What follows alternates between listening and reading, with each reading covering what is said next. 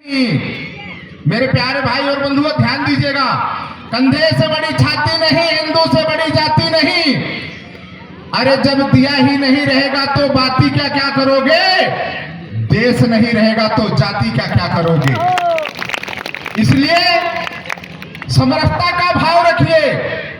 मैं रायसेन जिले के गैरतगंज तहसील नीलकंठेश्वर धाम पे रहता हूं। मैं सभी से प्रत्येक दिन जिस भी मंच पे जाता हूं एक ही आग्रह करता हूं कि सनातन धर्म बंधु हिंदू जाति में मत बंटो। जाति में यदि बंट गए तो आप समझ लेना आपका धर्म और जाति और देश सब आपके हाथ से निकल जाएगा।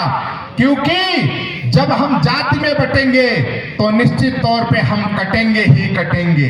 हमें उनसे भी सीख लेना चाहिए जिनके लिए हम सब कुछ छोड़ करके, घर द्वार छोड़ करके, जिनसे हम बाहर लड़ाइयां लड़ रहे हैं, उनसे भी हमें सीखना चाहिए कि वह धर्म की जब बात आती है, जाति की बातें आती हैं तो वह एक हो जाते हैं, और हमें जब जाति और धर्म की बात आती है तो हम अनेक हो जाते हैं। मेरे प्यारे और भाई और बंधुओं, देश के लिए हम एक थे, एक हैं और एक ही रहेंगे।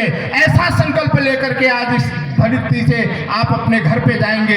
इस मंच से आप घर के लिए जाने के समय अपने जीवन में एक यही बात रखेंगे कि हम हिंदू हैं, गर्व से कहेंगे कि हम हिंदू हैं। मेरे प्यारे और भाई और बंधुओं, जब तक जीवन में आप एकता को नहीं लाएंगे तब तक आप सुखी नहीं रह पाएंगे। क्योंकि जब एक थे, रामायण जी में भी भगवान त्रेता युग में जब रामायण की रचना हुई, गोस्वामी तुलसीदास जी महाराज जी जब रामायण को लिखते हैं तो वहां पे भी लिखा गया है कि जह सुमति तह संपत्ति नाना, जह कुमत तह विपत्ति निदाना।